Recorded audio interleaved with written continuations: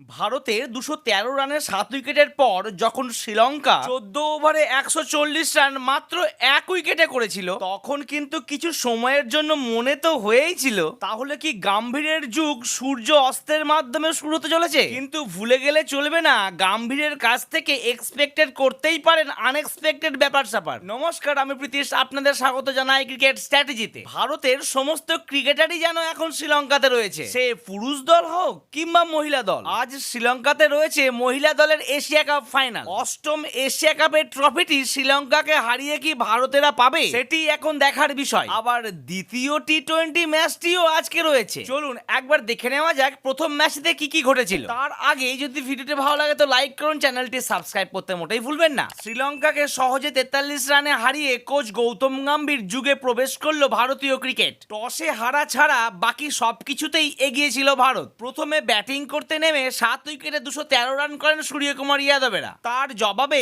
১৯ over ২ বলেই ১৭০ রানে all wicket হয়ে যায় শ্রীলঙ্কা বাহিনী। তবে এই ম্যাচে অনেক কিছু অবিশ্বাস্য জিনিস দেখা গিয়েছে। ম্যাচ শুরুতেই যখন সঞ্জু স্যামসনের বদলে রিয়ান পরাগকে দলে নেওয়া হয়েছিল, তখন আমরা সবাই অবাক হয়ে গিয়েছিলাম। কিন্তু ম্যাচ শেষে যখন